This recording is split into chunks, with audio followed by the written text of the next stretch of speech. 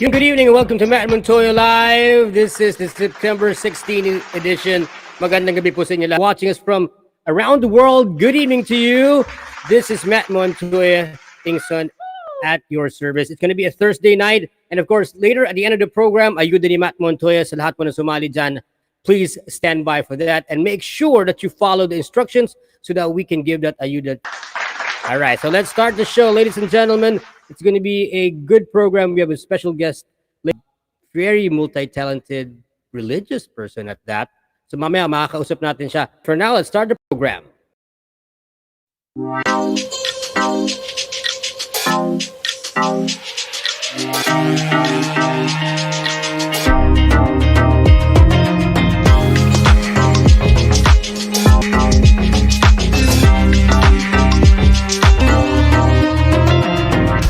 All right. Good evening. Ha? Magandang gabi sa inyo. Good evening din. Good evening sa mga nanonood sa atin. Sino to? Uy, ang haba naman ng pangalan. Joanne Humilde. Magandang gabi sa iyo, ha? At who else is watching us? Again, reminder lang po, yung mga nagko-comment sa comment section, please do not input them. Okay? Hindi ho tayo dyan namimili ng ayuda ni Matt Montoya, alright? Good evening din sa iyo, Jen Mangabat Guyab. Magandang gabi, ha? Where are you? Let us know where you guys are watching us from. Saan po kayo nanonood? Magandang gabi.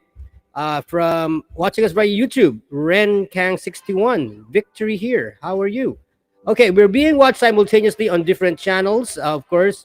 On Facebook Live and YouTube Live through our Lost channel, our primary channel. Napapanood din po tayo sa Stoplight TV, Ride and Drive Philippines, sa Sweet Matches Vibes group, and also sa mobile phone Good Vibes page, at syempre sa YouTube. We're constantly improving our partner channels po, no?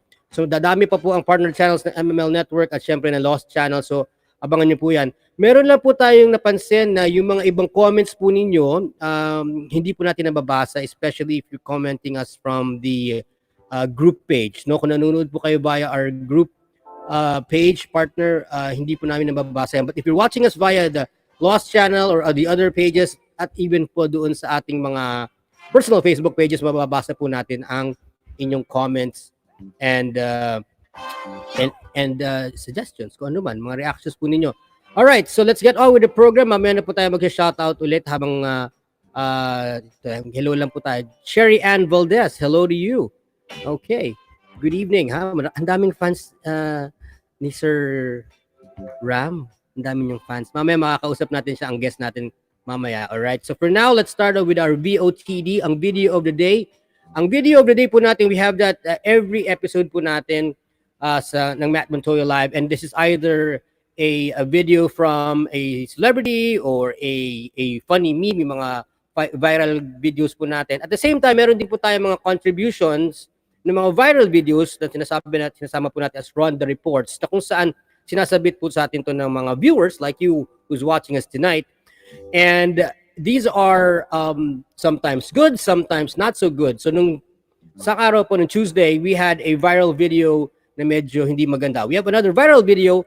Just before we show it to you guys, just a reminder, this is not a good or a bad video. We want your reactions, opinions po ninyo tungkol sa video na ito. Kasi itong video naman po, nagiging viral pa lang, sinamit po sa atin ng isang viewer dyan, nanonood po sa atin ngayon. At ito ay isang video ng isang teacher na kung saan sinasabi niya na dapat daw mag-invest sa online equipment para makapag-aral. So I want you to watch the video and please let me know your reactions via our comment section. And if you agree or disagree with this video, at mamaya babasahin po natin yan.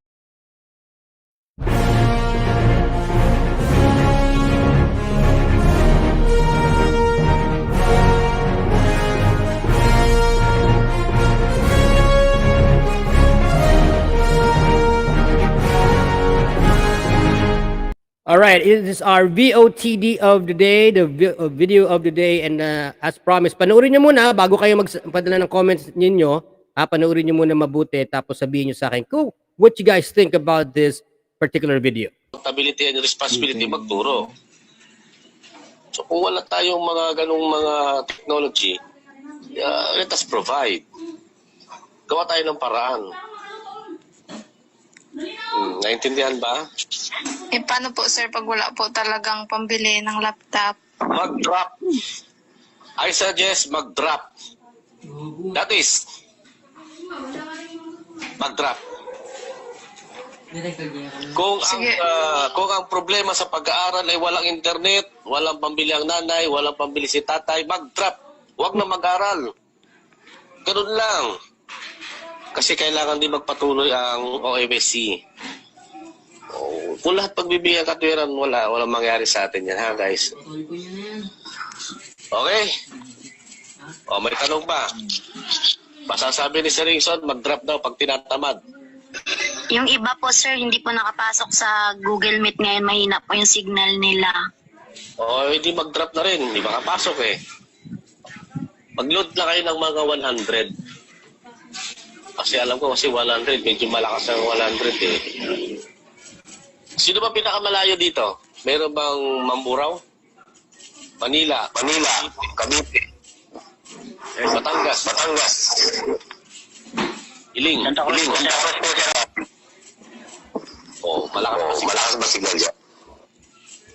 Santa Cruz. May na po sir, pero Okay naman. Nakakasunod naman. Basta gawin lang yung module. Okay, balik tayo sa ano ha. Okay. Ito naman sa akin, ano naman to, katotohanan at pawang katotohanan. Alam mo si Sergio Franca ako eh. Kung ako naman ang teacher tatanungin, sasabihin ko sa OMSC. OMSC, wala akong laptop, hindi ako magturo. OMSC, wala akong internet, hindi rin ako magturo. OMSC, wala akong module, hindi rin ako magturo. Kung susundin ko yung sarili kong damdamin about sa OMSC, kawawa naman ang estudyante. Kaya ako, nag-provide talaga ako. Bumili ako ng internet, 2,000 ang monthly. Bumili ako ng laptop, home credit, 2,000 ang monthly.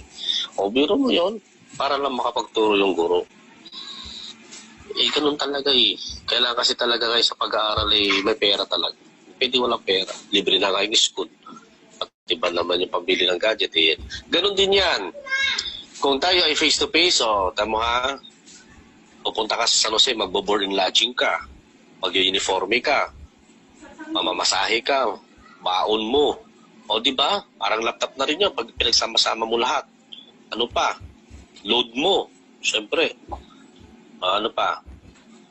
Natural, yung mga Xerox mo, mga books mo, kasama yun. So, parehas lang din siya.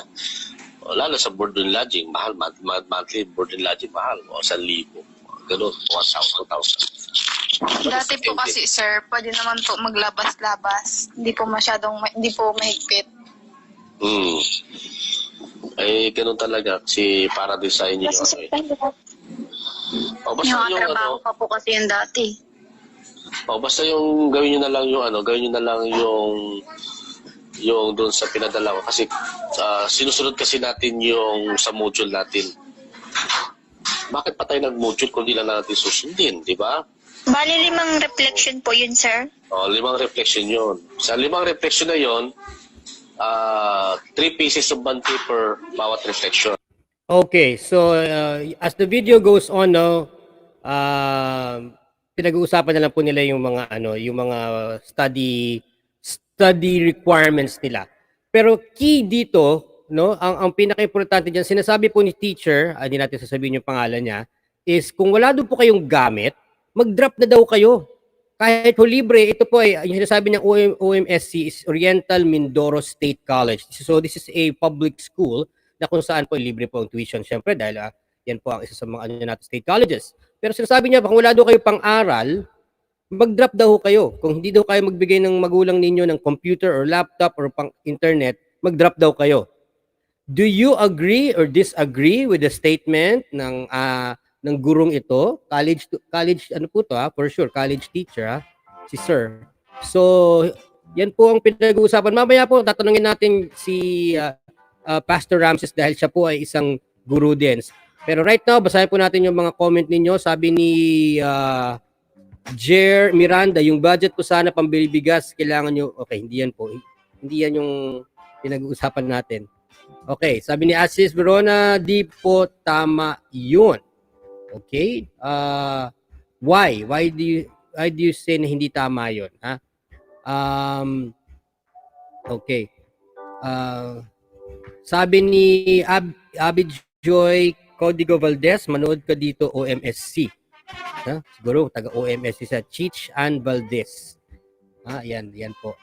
Okay, meron naman tayo si Emeline Constantino watching from Gapan City. Oy, lagi nanonood dyan si Emeline. Grabe naman po sila. Pwede naman po mag-modular na lang, di ba? Kahirap talaga ng mahirap. Paano kung wala talagang pang-load?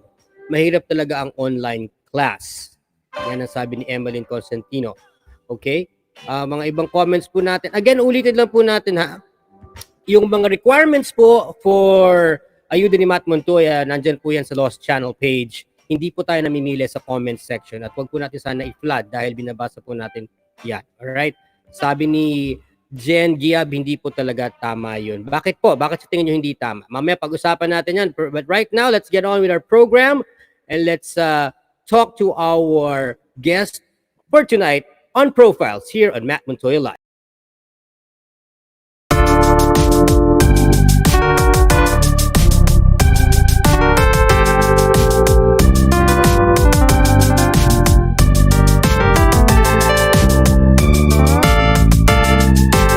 Alright!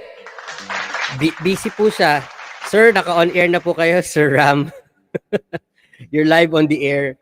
Baka hindi niyo po napapansin. Naka-live na po tayo. Welcome to the show! Sir, Pastor Rameses Javier Casten. Welcome to Montoya Live. How are you, sir? Good evening. Good evening, Pastor. Kamusta na? Can you hear us? Naririnig ko ba kami? Parang nakamute ka. Hindi ka naman nakamute, sir. Naka-unmute ka. Lalakasan natin yung microphone mo. Can you hear us now? Okay na. I get it now. Yung volume mo kasi naka-off. Sorry. Okay. Oh, yeah, I can hear loud and clear. Kamusta? Magandang gabi sa atin. No? Good evening, Pastor Ram, and welcome to Matt Montoya Live. Alam niyo po, bago tayo mag-start, si Pastor Ram, meron din po yan siyang sarili niyang program called Ram Speaks.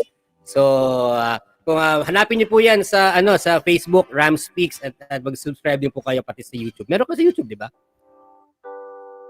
Meron. Alright. Available tayo sa YouTube, Facebook. Yun lang muna siguro ang dalawa. Mahirap yung pagbanggitin eh. Alright, okay. Pastor Ram, good evening to you. How are you? Kamusta na ngayong pandemic? I'm doing great, Matt. Thank you so much for asking. Maraming challenges, maraming hurdles, Okay. maraming kailangan askasuhin. Pero by the grace of the Lord, by the grace of God, and by a few good friends around me, ay sa pandemic. Alright, that's very good to hear. Now, of course, our guest tonight, ladies and gentlemen, here in Matt Montoya Live, is a clergyman. He's also a teacher. He's a micronationalist. Kailangan sabihin kami nun ano ibig sabihin yan. And also a political party leader. So you're a politician as well. For somebody your age, if you care to tell everybody that's watching us how young you are, you have achieved a lot, no? Or you still have a lot to do, I guess, no? What came first? Because obviously, for somebody as young as you are, you're in your late 20s, if I'm not mistaken. Yes. Pero you much, and politics is also one of them, but you also teach, and you're also a micronationalist. So himayin natin, isa-isa natin gagawin yan. What came first? The chicken or the egg? Sorry. Well, basically, hindi ko na alam. Tinatanong ko rin sa mga dito, pero di ko alam. The first thing that ever came was me being a micronationalist. Kasi as early as school, if I'm not mistaken, high school pa lang, nasa micronational community na ako. Okay, so for our uninformed viewers out there, what is a micronational? Ano ba yan? Ito, kasi alam mo yung nationalistic at may national, ibig sabihin citizen yan. Pero what is a micronational? Well, when you say you're a micronational kasi, you are basically a citizen A citizen. of of an unrecognized country or an unrecognized entity. Now, depende sa definition, Okay. people would go to extremes from being a claimant of a king or a queen of a certain fictional territory, or in our case dito sa Pilipinas, we Mhm. are more or less political simulationists. Sorry, Simulate, political simulators. yes. Ano Para ibig kaming sabihin? Ano cosplayers, pero in a political sense of the word. So you're practicing, say, parang ano, parang your own government. You're forming your own government. Is that what it is? Yes, pero it's for simulation purposes only. So we do not have any intention to say, for example, rise up in arms or call for the secession of a certain house from the Republic of the Philippines. Mhm. More or less para more on discussions, deliberations, parang model United Nations lang. Pero the difference is Okay. All right. model So nasa loob ng school, kami nasa labas. okay, so it's like a practical practice of a political situation. So you want to put up your own government, parang ganyan. And, Yeah. and join other people to have the same beliefs. Yes. So Ganun siya. so ano pinagkaiba niyan sa what you're doing now as a politician or a political party leader? The basic difference is that yung micronationalism kasi may certain boundaries lang na kailangan mong paglaruan eh. Say for Okay. example, Okay. you could only talk about certain policies that could affect only a few people, and usually mga kaibigan mo lang yon, mga barkada mo lang yon, those are who belong to the same group as you are, who belong to the same age gap as you are. When it whereas pag sa politika ka, Mhm. mas malaki yung reach nun eh, mas malaki yung scope eh. You're not just talking about a few kids who are pretending or role playing to be generals and kings and whatnot. You're now talking about, in the case of the Philippines, 108 million Filipino. Okay, so the micronationalism is more of a fantasy, kumbaga meron yung tawag sila fantasy gaming and fantasy football, fantasy sports. So it's a fantasy politics, so to speak. Whereas of course a political party is an actual party of the politics. So wherein you have your own agenda, etc., etc. So later pag-uusapan po natin yung political party niya ni Pastor Ram. But okay, so obviously you are on that side of politics or political science, if I'm not mistaken. So I'm sure you took up political science in your collegiate years. But in a way, how did that interject into becoming a clergyman? Kasi di ba meron tayong sinasabi na separation of church and state. Obviously, that doesn't go well. Where you are obviously not just a politician, if I'm going to put it that way, but also a clergyman. Kasi you're a pastor, you're an ordained pastor, tama ba? That is correct. Pero kasi yung pagiging religious ko kasi would stem way, way back nung kabataan ko pa. Kasi dati, ang pinakaunang ambition ko talaga, Matt, whether you like it or not, is to be a priest. Maging pare. Maging pare. So, alam mo yung, I was an altar boy sa church namin. So I would wear my sutana, and then I would role play like a priest. Kabataan ko, wala pa akong muwang sa mundo nun. Pero eventually, as you grow, as you explore different faith groups, as you explore different faith practices, you come to reconcile with your own, you come to find make amends with your God, with your own with your creator. And then eventually, yun na nga, may na-encounter akong isang church. A long story short, I felt like I belong there, naging part ako ng church na yun. And January of 2021, I think I was ordained as a pastor. Although it doesn't really divide kung ano yung role bilang nasa political arena din ako. So, mare-reconcile mo rin naman siya eh. Kasi considering the fact that we Christians always believe that Christ came to save those who are. Alam mo yun? Yung mga tipong you could always connect social justice with God's concept of love. Kasi kung mahal mo ang Diyos, mamahalin mo yung tao. Wow. That's very deep. So para po ako nakikinig ng ng sermon kay Pastor Ram. Pero okay, talking about you. So now you're injecting yung political beliefs into to religious. Mhm. Obviously, part of that is talking to people, kaya pumasok ka na rin pagiging academic or teacher. What do you teach now? Well, Not currently I religion, am obviously. mm. Pero I actually teach contact center services. So that's a test course. That's a TB course Okay, na contact tinuturuan center, natin. call center. Mm, Call yeah. center. Okay. So yun yung basically na gusto mag-call center, those wanted to work in the BPO industry, and then yung mga students namin, they're not paying. They're Ah, scholars of the government of the Philippines. kasi syempre dahil TESDA to. Oo. But of course, Yes. TESDA it pays you, of course. Kasi syempre government grant. Okay, so Naman. and how many students have you helped and how many have graduated um into to full blown, kasi syempre alam mo yung BPO industry sa Pilipinas, isa yan sa mga pinakamalaking income earners sa atin ngayon. So you are a big part of that because you are introducing step one to the students who would want to get into the BPO industry. So Mhm. marami din mga galing sa out of school or yung mga naglipat ng career. Um how did that, why not go into religious teaching instead, or why did you choose BPO specifically? Well, basically, first and foremost, dati rin kasi ako competitive sa BPO. All right. Okay, So okay. parang I can relate closely to my trainees kasi when I was Right. younger, syempre, in need of financial sustainability, you have to get a job in the BPO industry. Nung nagkaroon ka ng trabaho, and then Mhm. na-fulfill mo na yung goal mo, nasa corporate ka na, Mhm. and then you suddenly thought, why not teach? Why not share your knowledge dun sa mga taong nangangailangan din ng trabaho? Tama, tama, tama. Eventually, yun ang ginawa ko, yun ang naging career path ko. I mean, I could teach religion at any single point in time. Kaso nga Right. lang, syempre, Right.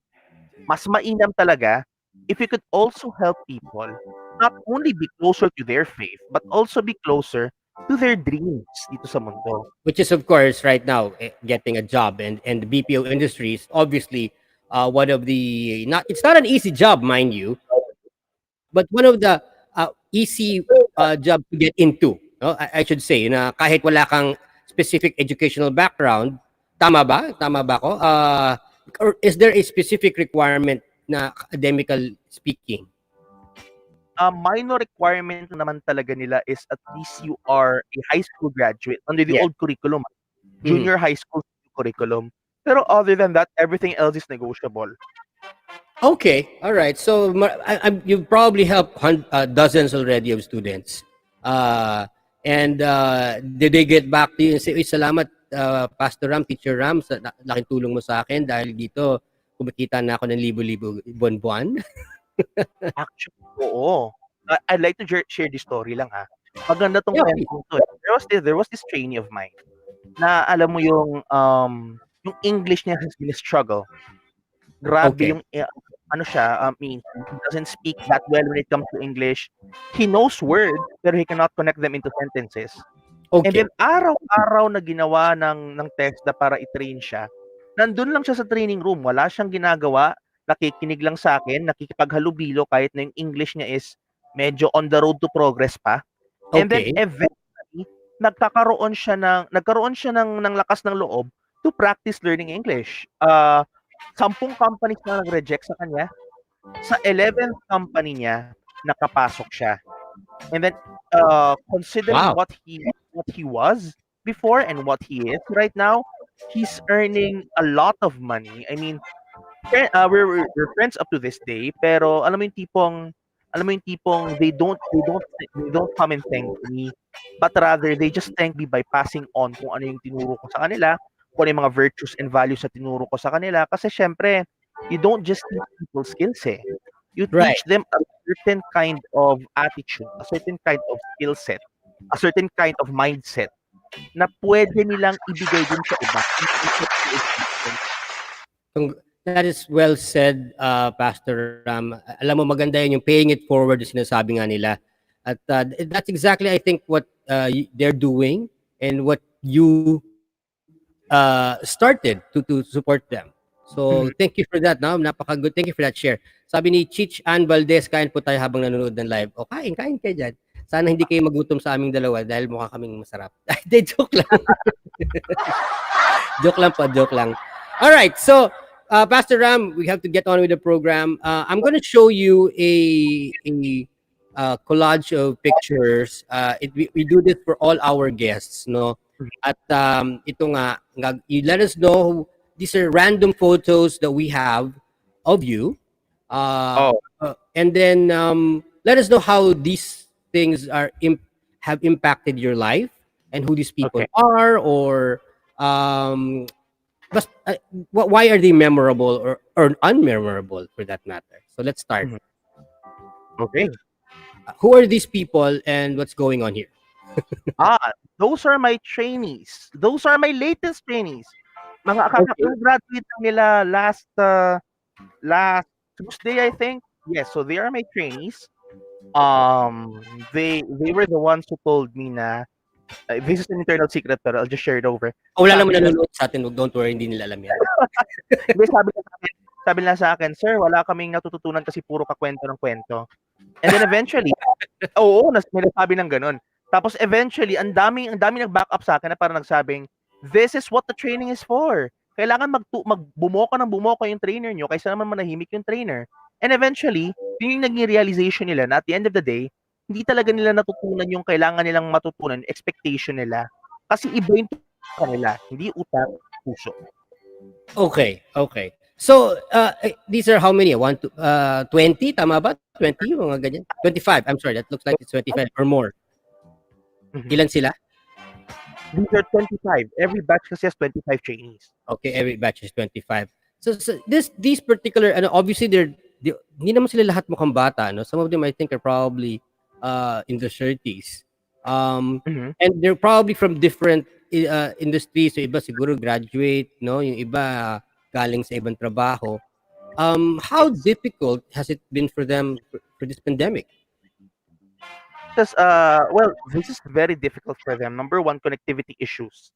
Okay. So, balik tayo dun sa video of the day na medyo napapakamot ako ng ulo. Naghahanap sana ako ng kape para makahigop kasi para nangungonsumisyon ako dun sa kung sino man yun whoever that guy is. He is a teacher from the Oriental Mindoro State College. If you listen to yung iba, sinasabi nga ng mga iba, pangit yung sinabi niya kung i-drop mo na lang daw kasi wala kang gamit or anything. In some aspects, there's some truth to that. But there's also being negative kasi you're not helping the student. As a teacher, ano yung opinion mo dyan? Well, kasi naman talaga, your role as an educator is to make sure that the knowledge is spread all throughout. Hindi mo naman pwede sabihin na wala kang device, drop ka. Pwede naman gawa ng paraan yun. These trainees of mine have made ends meet. Sabi ko, wala kayong laptop, manghiram kayo ng laptop. Wala kayong device, come here at send me a message, hiramin ko kayo ng device dito. Or better yet, kung gamit nyo naman yung phone nyo, edi use your phone, sabi ko. The government is offering scholarships naman sa kanila, and it includes load allowance. Ngayon, but it's for TESDA. So ito this is talking about a college course. I'm guessing a 4-year course, or 2-year, 3-year, 4-year course. So iba yung pinag-uusapan nito. You simply cannot, obviously, you cannot lend your device to all your students if you're the instructor and you have a lot of students, isang college, for example. And you don't, I don't know, I'm not updated kung yung government natin also provides allowance for college students ng load, no? Kasi ibang usapan, ito sa TESDA siguro meron. Pero yung college, hindi ko alam. So, iba yata. Ang perspective kasi talaga dyan is that bilang educator kasi, you have a moral obligation to boost the morale of your students, of those who are under your tutelage. Hindi naman kasi po pwedeng sabihan ng ganon. I mean, I find it rude kasi parang yung tipong these folks want to learn. Correct. Now, I know it too much and marami na ako nakakaaway ng mga PhDs. Sorry. Pero there's the point there. You want to educate, you want to share knowledge, find a way to share that knowledge. You have the modules. Share the modules, have them downloaded, basahin nila. Tama. Ayaw may paraan Don't paraan may gusto. Kung ayaw, okay. All right. So let's get on with your next picture. Who's this handsome Wow. guy with you? Oh, that handsome guy. Oh, ano? That's my uncle. That's my uncle. Yes. My uncle happened to be one of the Jehovah's Witnesses. Tapos Okay. he was the one who actually opened my mind and my heart into seeking my own faith. Oh, So, alam okay. mo, at So a siya yung very young nag-motivate age, maging clergy, member of the clergy, maging pastor. not really. Kasi parang ang naging kwento niyan when I was 6, 7 years old, my uncle gave me a book. It's from the Watchtower Bible and Tract Society. Ang Hmm. pangalan is Mankind's Search for God. Itong si ako mahilig magbasa. So I read Mhm. it and then eventually, kumbaga napukaw ako when it comes sa pananampalataya, Mhm. pagdating sa faith, pagdating sa pagse-search din sa aking connection with my creator. And eventually, yun nga, we reconnected just a few months, a year ago, I suppose. And ayun, I'm very happy to have him reconnect with me, lalo na ngayon pandemic. Uncle, alam ko nanonood ka diyan from Norsagaray. Wow. Yeah. Okay. All right. Okay. Next photo. Hello, Tito. Kamusta ka? Yan. So, this is your ordination photo, if I'm not mistaken. Tama ba? Yes, yes, that is. Um, ano yan, that is a very memorable day as well for me. Kasi sa actual na araw na yan, on that very Sunday, I was also the preacher. Okay. So, So, this ordination day, were there more than one of you na ordain? yes, if I'm not mistaken, there were 10 candidates for ordination. Mhm. But And that particular day, ikaw yung naging nag-preach. yes, kasi nakatoka sa amin yan. Kasi our church usually pre-schedules the schedule of those who will be preaching, those who will be sharing the word. Sakto sa akin sa akin bumagsak yung araw ng ordination and I was like, "Wow, Di ang huling daming araw tao ko nun. 'to bilang Brother Ram." Huling araw ko yun bilang Brother Ram sa pulpito. Kasi a few Okay. moments later, I would be ordained as Pastor Ram. Pastor Ram. Wow. Yeah. Congratulations, Pastor Ram. Next picture, we have this. Looks like a fun photo. Class photo to, if I'm not mistaken, no? Yes, that's my first batch. First That's my batch. first batch. First batch of Yes. students. How long Oo, ago was this? It was 2 years ago, I think. And I think that was the second to the last day of training, I Okay. suppose. So andito And then nagkaganda the first of many batches of students that you taught for this BPO course. And have you gotten in touch with them? Nakakausap pa ba? actually, yes, nakakausap nila ako. And isa sa mga memorable nga nila mga training sa akin is that, memorable na memory nila when it comes to me handling the class, is Mhm. that yung nga sinasabi nila, "Sir, kamusta na yung boses mo?" Kasi every single day, me the talkative one, and then I have to shout kasi malayo. There's Ah, distance. And then some folks won't listen and I have to repeat sometimes. And kailangan yung boses mo mataas para marinig nila ng malinaw. lagi kang paos. Umabot in that picture, wala na akong boses. Kasi if you can see, there's a speaker sa May gitna. microphone na Nagmamicrophone speaker. "Good morning, trainees. Please be patient with me." Gano'n. And so Oo. they were like, gano'n sila ka-interactive that day. And then up until now, we still reconnect. Some of us reconnected. Some of them already moved on with their lives and all, and that's normal. Okay. Well, very memorable batch. Next photo. Ito ba nanalo ka na ba Oh, dito? Mayor na ba yan? Kasi nakita ko City Hall ng Ciudad de Zamboanga. So I'm guessing this is the Zamboanga City Hall and that lady in blue is what, the mayor? Ano ba siya? when I was in college kasi, I was designated national president of the Political Science Students Association of the Philippines. And Okay. then So that's where that whole micronationalism and yung political party started because you were some sort of you were a student leader, no? In yeah, and then ang nanumpa sa amin yan, if I'm not mistaken, no, this is Mayor Maria Isabel Climaco Salazar, the incumbent okay. mayor ngayon ng and alam mo yung tipong we have to kasi the people around us, these are not just folks from from Zamboanga. Some of them flew all the way from Mindanao, from Okay. Visayas. I think one from Luzon, I think. Okay. Wow. So this was a major event for your student organization kasi obviously national yung organization ninyo. Mm. So Pero yun na nga, kumbaga every time nakikita ko yung picture na yan, sumasakit lang lalo ulo ko eh. Like, oh my goodness. bakit Diyan naman? nag-umpisa lahat eh. Diyan nag-umpisa lahat. Eh syempre, nag-umpisa lahat. Like, All right. How about this picture? Looks like you're hindi normally Bible study ba to or inuman? Alin na sa dalawa? Or inuman bago mag-Bible study? kuha ng juice ata. Ano nga ba yung inom?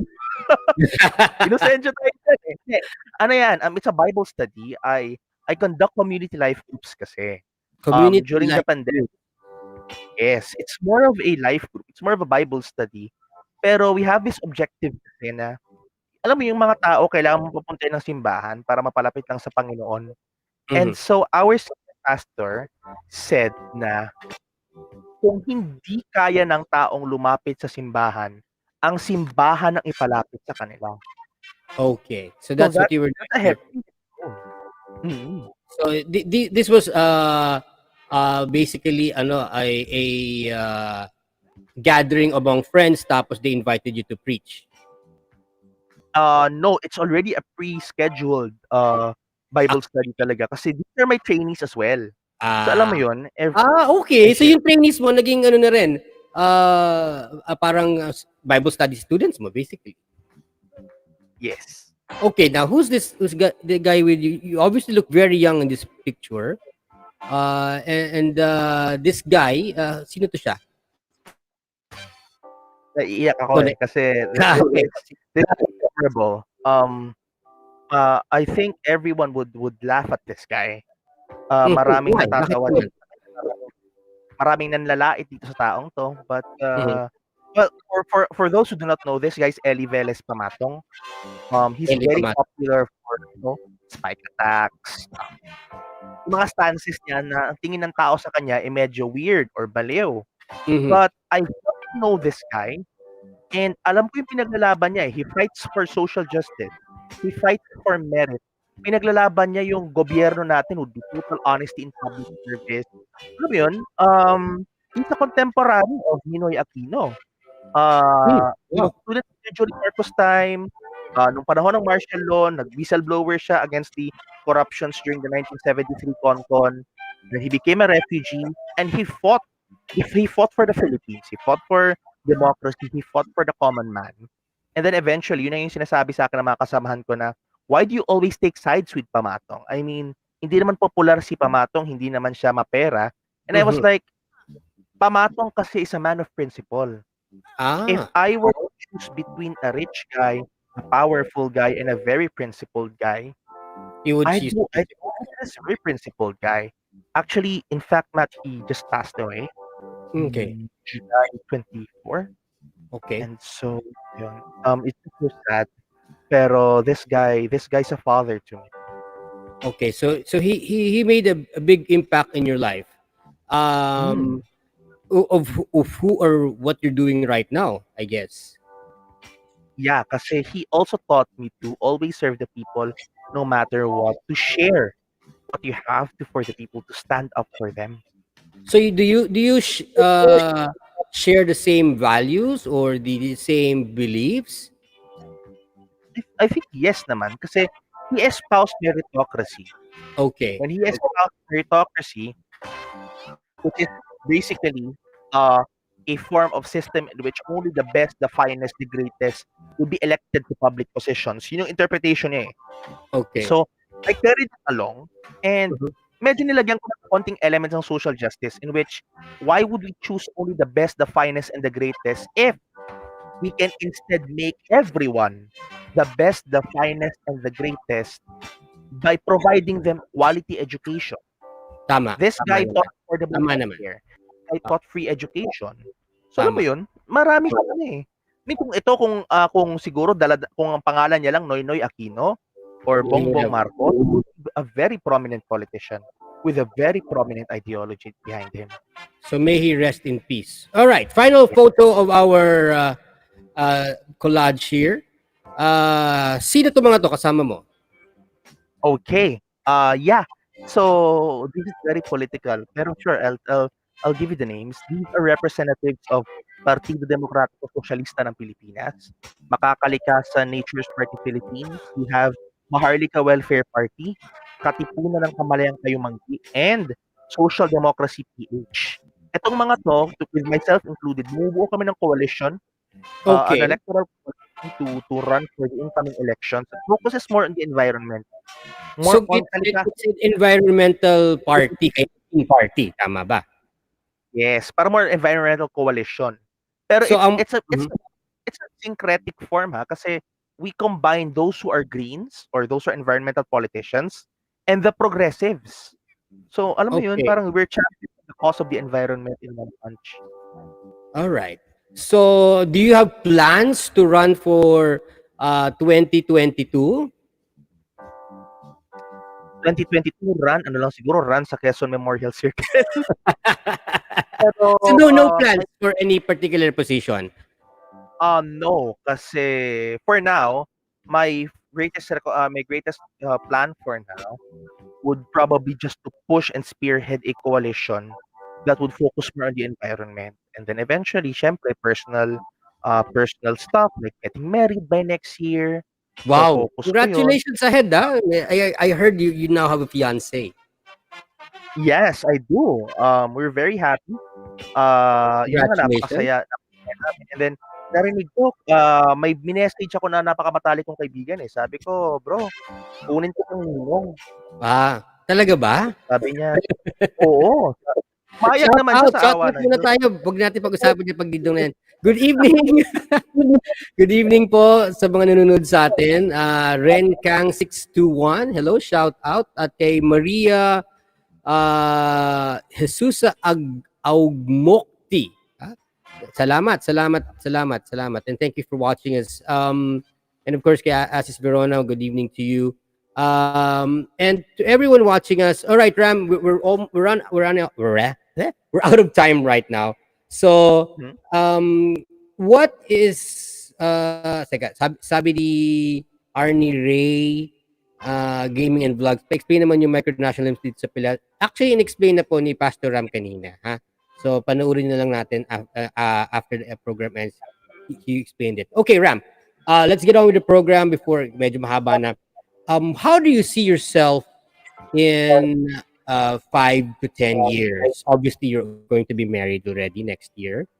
Aside from having children, obviously that's part of your next few years. But in terms of teaching, in terms of being a clergyman, a cleric, in terms of being a politician, how do you see yourself? Or do you see yourself in other aspects? Do you want to go into full-time teaching, not just in TESDA, but in actual college or university?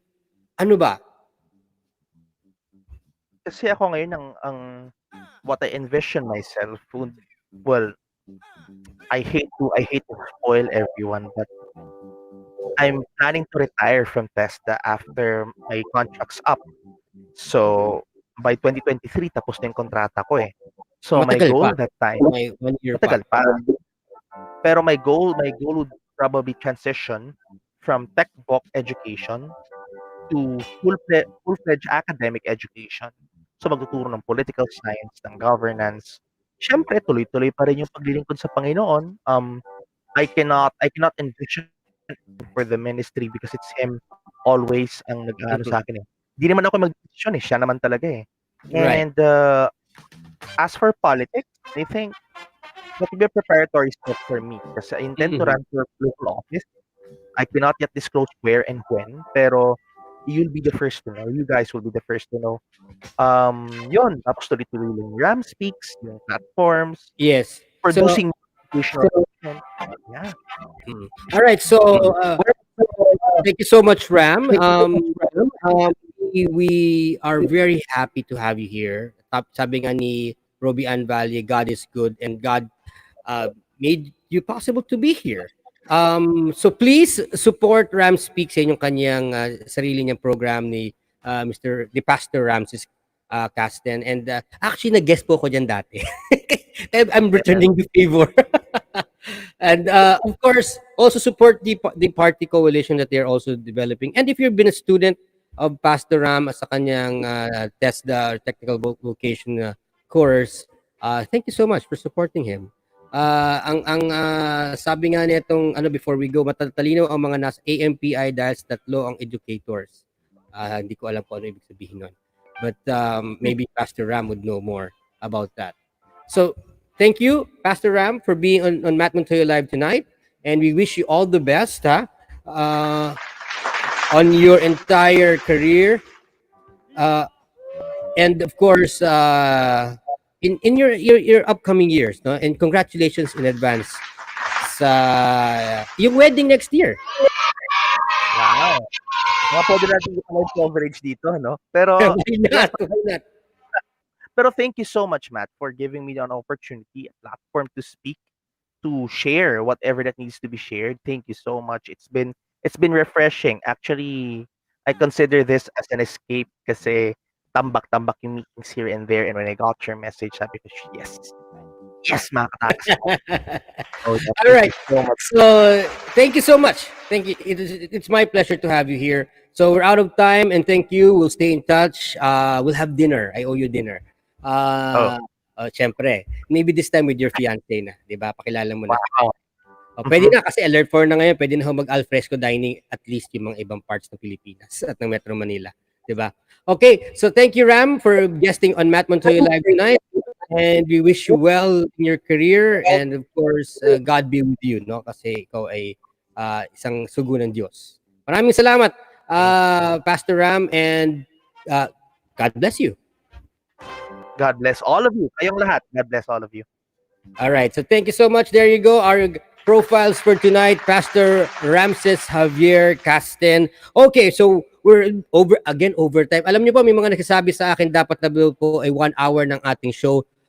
We will try our best to keep it below 45 minutes. Dapat lang po 30 minutes ang ating program, but we have very interesting people that we've been talking to in the last few episodes. So we will try our best to keep on speaking with them. But for now, ayuda program muna po tayo. At again, ulitin ko lang po, no, yung ating mga instructions. It's found in the Lost Channel, facebook.com/lostchannelph or lost.channel.ph. And also, please keep your cell phones open right now because we will call you, okay? Kasi meron po tayong mga tinatawagan na hindi po naka-on yung mga cell phones, so we will eventually have to choose the next one. Again, maraming salamat po sa ating admin sa Lost Channel for choosing the people who will win the Ayuda program. So let's get on with the Ayuda program right.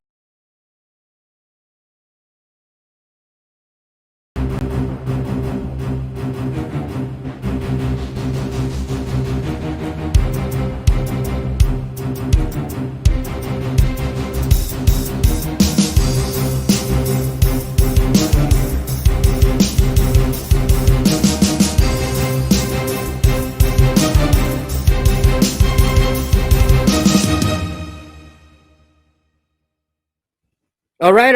Okay, balik po tayo sa ayuda. Again, ha, yung mga kailangan po sagutin ninyo because we need to find out if you are on the air kasi baka mamaya wala naman po kayo, hindi ko kayo matawagan.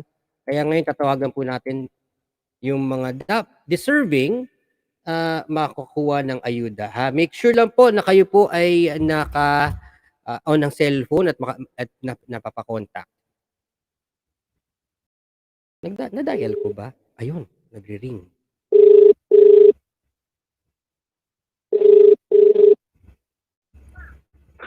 Hello, good evening. Hello po. Pwede kay Maricar Camba. Ako po yun. Maricar, kilala mo ba yung tumatawag sa'yo? Ako po yun, kuya. Ay, kilala niya. Okay. Good evening, Maricar. Alam mo, natutunan. nanonood ka ba ngayon? Yes po. Ay, maraming salamat. Ako po yung Aces Barona po yung FB po. Ikaw yun. Bakit Aces? Sino si Aces? Ayun po yung warrior ko po, yung baby ko po may sakit po. Okay. So, okay. Para lang po sa kaalaman ng ating mga nanonood sa atin, ito po yung baby ni Maricar.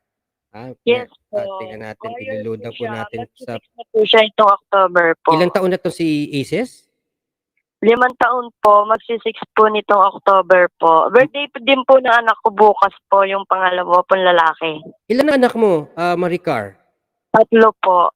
Tapos itong si Aces, may po. condition simula ng pinanganak? Opo, microcephaly, epilepsy, cerebral palsy po. So may cerebral palsy. Pang-lifetime po. So before nung pinanganak mo siya may condition na siya. May sakit na po siya. Opo, inborn po. Lifetime na po. Okay.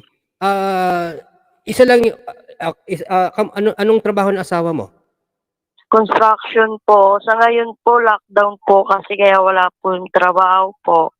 Okay. So pareho kayong walang trabaho, ikaw wala ka rin trabaho, nagbabantay ng mga bata? Nag-extra po, nag-extra labandera po. Okay. Saan ka namin tinatawagan ngayon, Maricar? Nandito po kami sa 4B po, Marilao, Bulacan po. Okay, dyan sa Bulacan. Alam mo, nagpupunta rin ako dyan sa Bulacan paminsan pag nagpo-programa ako kasama si Patrick Tulfo. But kamusta naman ang ano niyo diyan, ang situation ng COVID-19? Ano po, yung eskwelahan po dito, ginawa na pong facility po, medyo malapit din po sa amin po. Hala, so wag kayo lumabas kasi yung mga anak mo medyo delikado. Lockdown po. Okay, so Maricar, may GCash ka ba? Itong tinawagan ko, ito ba yung GCash number mo?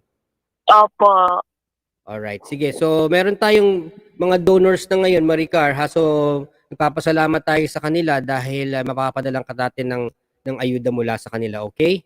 At para sa anak mo si Aces. Maraming salamat po. Sino yung mag-birthday bukas? Yung anak ko pong pangalawa po, si Ace naman po. So lahat sila Aces. Ano yung isa? Opo, yung isa Asia May po. Lahat sila letter A. Paano naging letter A lahat? Maricar yung pangalan mo. Yung pangalan ng asawa mo. Naisip ko lang po, naisip ko lang. Okay. So sige, mag-ingat kayo dyan, Maricar, ha? Tapos after ng program natin, papadala natin yung GCash sa'yo. So, isa lang po ang pipiliin natin dahil po sa si Maricar po ay nadunood po sa atin araw-araw. Every time episode natin, simula ng mga ilang episodes, nakikita ko na. Akala ko pa naman talaga Aces ang pangalan. Pala, ang pangalan ng anak mo ay Aces. Opo. Okay. So, hindi pa kayo kasal ng asawa mo?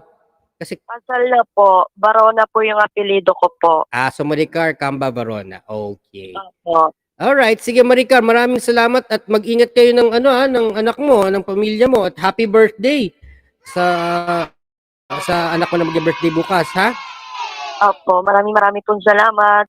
Okay, yan po. Maraming salamat Maricar at mag-ingat kayo, okay? Opo. God bless po. Thank Kuya. you. Kayo din.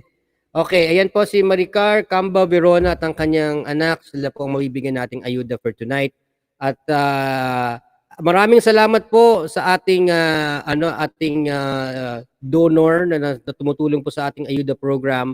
Dati po ang kasamahan ko po dito sa Knights of Rizal at Royal Society of St. George ang tumutulong doon po sa atin. Ngayon meron po tayong special donor na hindi na po natin papangalanan who will always be supporting us every episode po ng Matt Montoya Live at ang ayuda program ni Matt Montoya. Maraming salamat po sa inyo, ma'am, sa pagtulong sa ating ayuda program. So that is our show for tonight.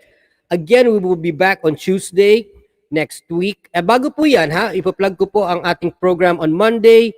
It's going to be Motoring Mondays together with myself, Patrick Tulfo at Miss Love Tuseco. Pag-uusapan po natin ang ating motoring topics. Wala po tayong ayuda dyan, baka magulat kayo, wala po tayong ayuda this coming Monday. Special, ibang program po yung Motoring Mondays. We're going to talk about cars, motorcycles, boats, airplanes, kung ano man.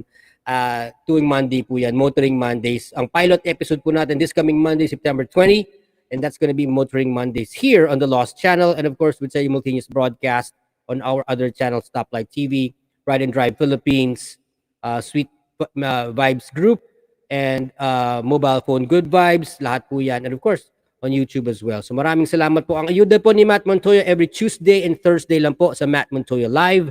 And if you can't be part of that Ayuda program, pwede naman po kayo sumali sa ayuda ni Patrick Tulfo mula Lunes hanggang Biyernes tuwing alas 10 na umaga sa programa ng Rapido ni Patrick Tulfo na mapapanood po sa kanyang Facebook page at mapapakinggan po sa DZME 15:30 sa AM. Alright, so that is our program. Happy weekend to all of you watching us from anywhere in the world. This is Matt Montoya Ingson. Maraming salamat po. And please, keep safe, social distancing, face masks, face shield, at yung ating social protocols po. At have a great weekend. Maraming salamat. And please, stay tuned. Ha? Always, every Tuesday and Thursday po tayo. Maraming salamat and God bless you.